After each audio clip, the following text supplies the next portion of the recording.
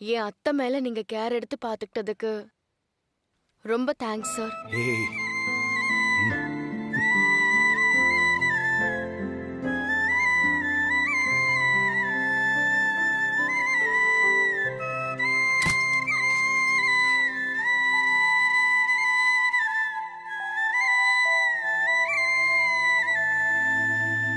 கிளம்புங்க அத்தை, போலாம். நம்ம வீட்டுக்கு கிளம்புங்க அத்தை, போலாம்.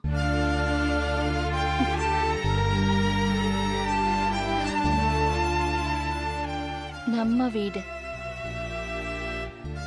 இத்தனை வருஷமா நானும் அப்படிதான் நினைச்சிட்டு இருந்தேன். ஆனா எல்லாரும் சேர்ந்து என்ன அத்தை, நடந்ததை விடுங்க.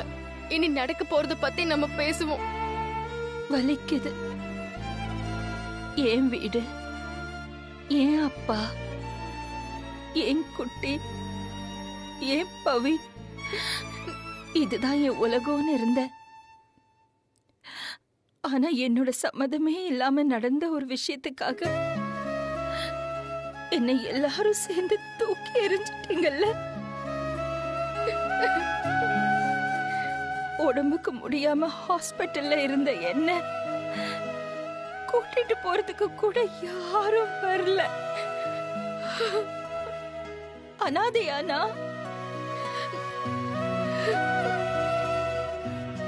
அத்தை, உங்களை நான் அப்படி விட்டுருவேனா? உங்க கூட நான் தான் அத்தை இருந்தேன். வீட்டுல சந்தோஷம் தாத்தாவும் உங்களை நினைச்சு ரொம்ப அழுதுட்டு இருந்தாங்க. அதனாலதான் அத்தை நான் நைட்டு வீட்டுக்கு போனேன். காலையில சந்தோஷம் உங்களை பாக்குறதுக்கு என் கூட வந்தான். உண்மையா அத்தை, நான் பொய் சொல்ல மாட்டேன்னு உங்களுக்கு தெரியும்ல. நாங்க அங்க வந்த நேரம் ஹரி சார் உங்க ரூம்ல இருக்கிறத சந்தோஷ் பார்த்துட்டு கத்த ஆரம்பிச்சிட்டான். அவனால எந்த பிரச்சனையும் வந்துடக்கூடாதுன்னு தான் அவனை கூட்டிட்டு நான் அங்க இருந்து கிளம்பிட்டேன். டிஸ்சார்ஜ் பண்றத பத்தி ஹாஸ்பிட்டல்ல இருந்து போன் பண்ணாங்க. அப்பவும் ஒரே பிரச்சனை. நான் என்னதான் பண்றது?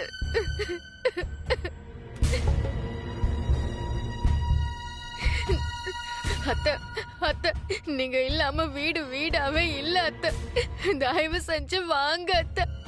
நான் என்ன தப்பு பண்ணிருந்தாலும் என்ன மன்னிச்சிடுங்க அத்தை. ப்ளீஸ் அத்தை, ப்ளீஸ் அத்தை.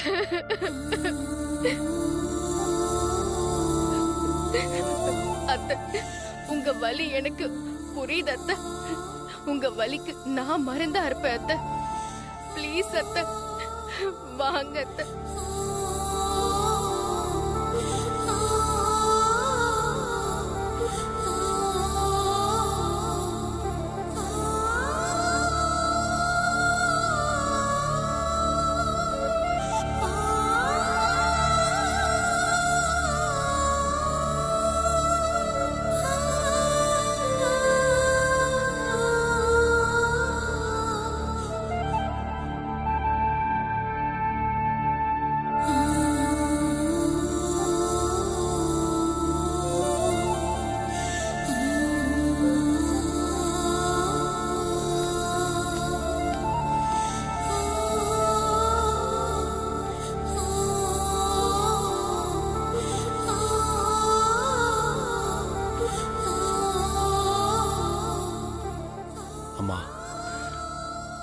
நீ என்ன எப்பவும் பாத்துக்கிற மாதிரி லட்சுமியும் பாத்துக்க.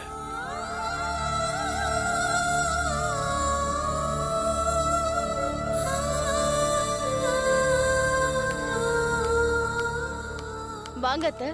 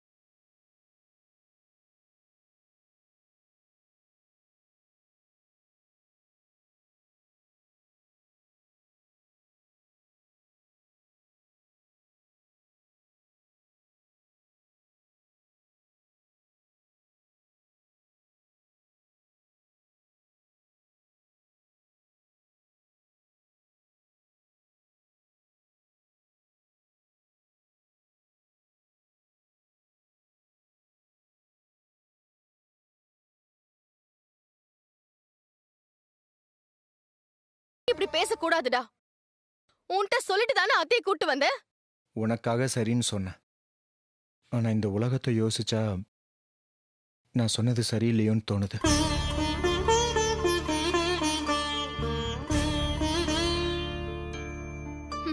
உங்களெல்லாம் திருத்தவே முடியாது. நீங்க யார் என்ன சொன்னாலும் அத்தை இங்கதான் இருப்பாங்க. என்னன்னு இருப்பாங்க? என் அம்மாவாவா இல்ல அந்த ஹரிகிருஷ்ணனோட ஒய்ஃபா? சந்தோஷ்,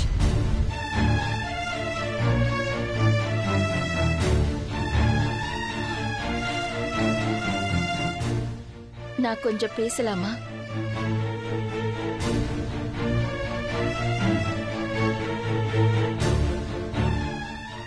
அப்பா, நான் இல்லாம உங்களால இருக்க முடியுதா? உங்களை அப்பான்னு கூப்பிட்ட அளவுக்கு என் அப்பாவை கூட நான் அப்பான்னு கூப்பிடல. அப்படிப்பட்ட இந்த மக மேல உங்களுக்கு நம்பிக்கை இல்லையா?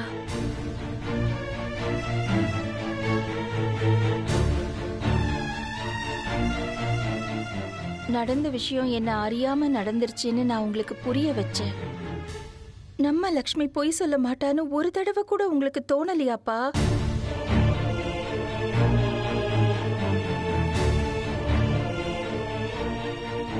குட்டி, என் உயிரே நீதான். நீ இல்லாம இது வெறும் உடம்புதான். இந்த உலகத்துல எனக்கு எல்லாமே குட்டிதான். எது சமைச்சாலும் குட்டிக்கு பிடிக்கணும், எது வாங்கினாலும் குட்டிக்கு பிடிக்கணும், எது யோசிச்சாலும் அதுலயும் குட்டிதான். என் உலகம் குட்டி குட்டின்னு யோசிக்கிற ஒரு குட்டி உலகம்.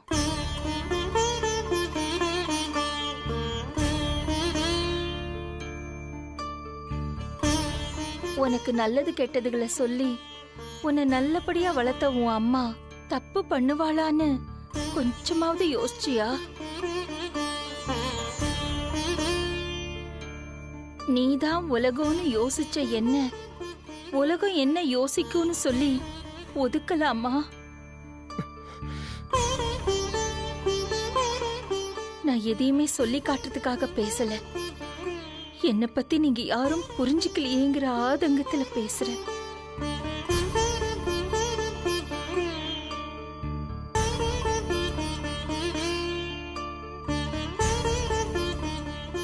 அம்மாங்கிற வார்த்தையும் மகங்கிற வார்த்தையும் எவ்வளவு புனிதமானதோ எவ்வளவு தூய்மையானதோ அந்த வார்த்தைக்கு பொருத்தமாதான் நான் இந்த நொடி வரைக்கும் இருக்கேன்.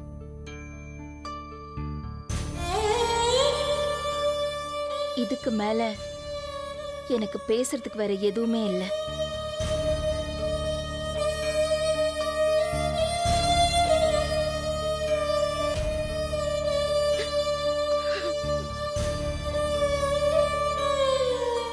சந்தோஷ், அவளை உள்ள போ சொல்றா.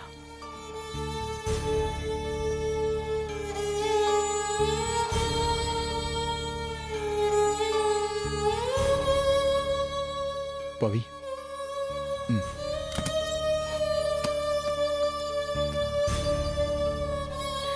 வாங்க அத்தை.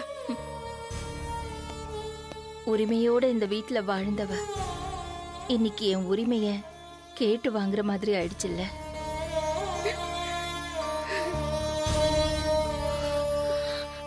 அத்தை,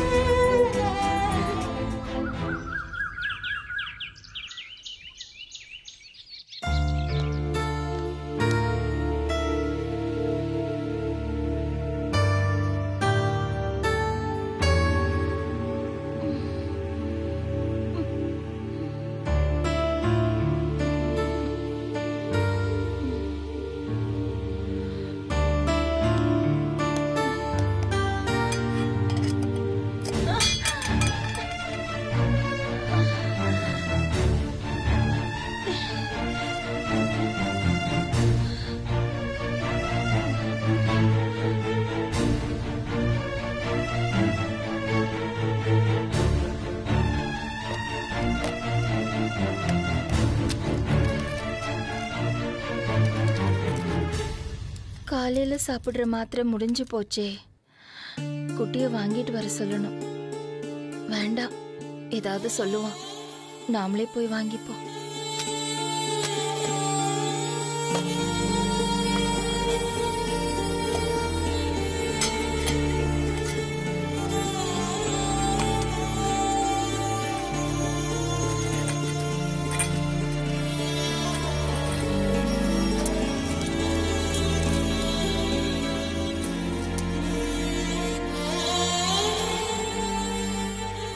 பணத்தை எடுத்துட்டேனா? போன மாசம் பால்காரனுக்கு கொடுத்தோம்ல. ஆமா, பால்காரனுக்கு கொடுத்துட்டோம்.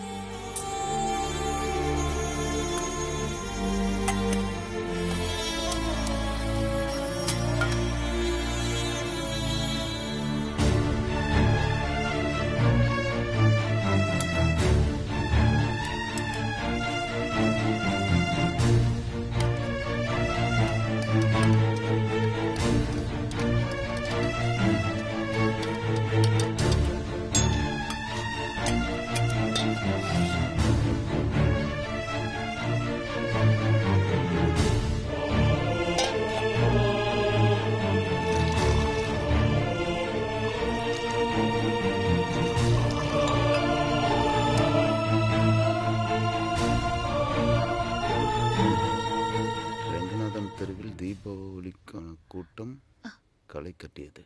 அப்பா, காஃபி.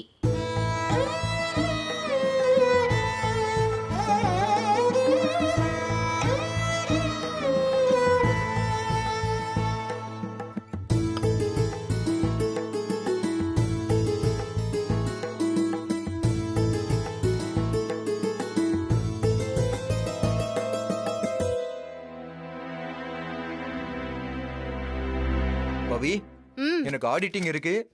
நீ சீக்கிரம் கிளம்புனீனா நான் உன்னை ஆபீஸ்ல டிராப் பண்ணிட்டு நான் அப்படியே ஆபீஸ் போயிடுவேன். சரியா? கால்ல சுடு தண்ணி ஊத்துன மாதிரி கத்தாத. ரெடி ஆயிட்டு தானே இருக்கேன். சரி. ஒரு 10 மினிட்ஸ்ல கிளம்பிடுவேன். கொஞ்சம் வெயிட் பண்ணு. எனக்கும் இன்னைக்கு அபிஷியல் மீட்டிங் இருக்கு. லேட்டா போனா எம்டி கத்துன்னு கத்துவாரு. குட்டி. பவி, என்ன பாத்துக்கிட்டு இருக்க? சீக்கிரம் கிளம்பு. ஏய் சந்தோஷ், அத்தை கூப்பிடுறாங்கல்ல, என்னன்னு கேளு. சொல்லுங்க அத்தை. பவி, நீ தேவையில்லாம பேசி டைமை வேஸ்ட் பண்ணாத, புரியுதா? எனக்கு நிறைய வேலை இருக்கு.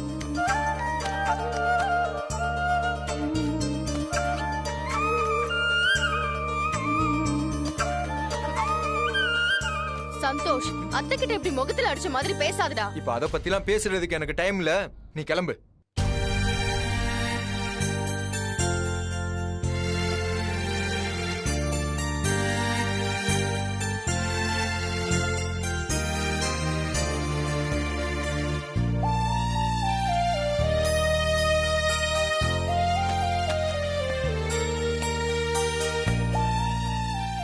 குட்டி, டிஃபன் ரெடியா இருக்கு, சாப்பிட்டு போ.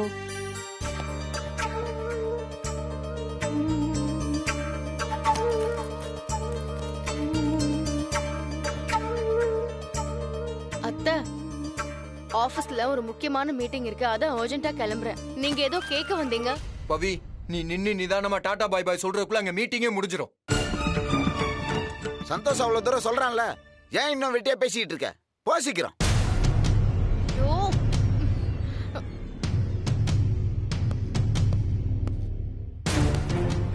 அத்தை,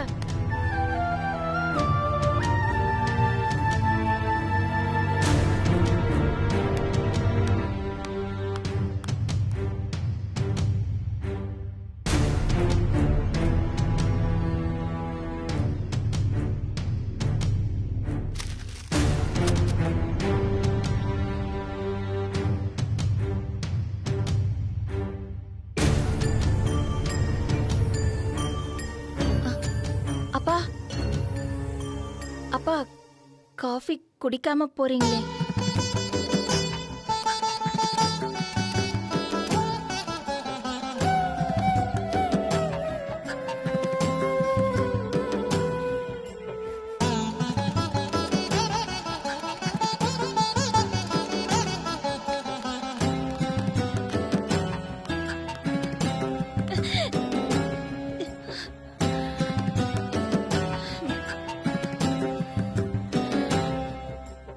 மாத்திரை போடலன்னா திரும்பவும் வலிப்பு வர வாய்ப்பு இருக்குன்னு டாக்டர் சொன்னாரே.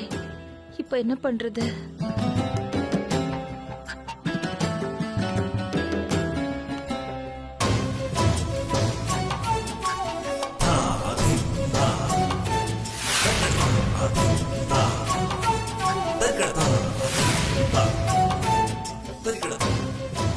சிங்காரம் அண்ணன் கிட்ட கேட்கலான்னு பார்த்தா அவரையும் காணோமே. என்ன பண்றது? சார் அங்க பாருங்க, லட்சுமி மேடம் நிக்கிறாங்க.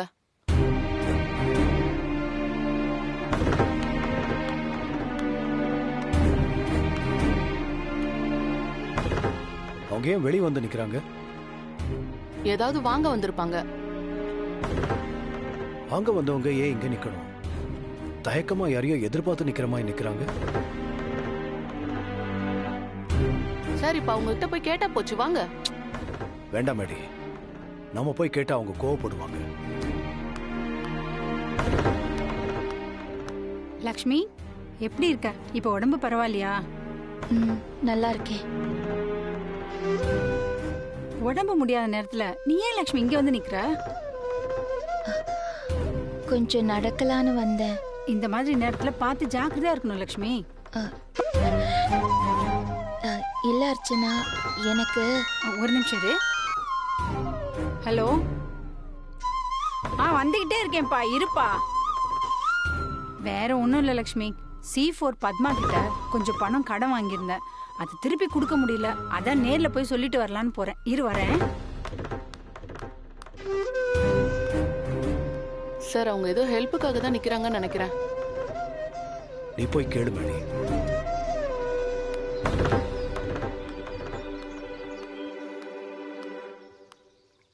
லக்ஷ்மி மேடம் நல்லா இருக்கீங்களா? என்ன மேடம், யாரையாவது எதிர்பார்த்து நிக்கிறீங்களா? இல்ல. ஏதாவது வேணும்னா நீங்க என்கிட்ட சொல்லுங்க. அதெல்லாம் எதுவும் இல்ல மேடி. வீட்ல இருக்கிறதுக்கு ஒரு மாதிரியா இருந்தது, அதான் இறங்கி வந்தேன். வேற ஒண்ணும் இல்ல, நீங்க போங்க.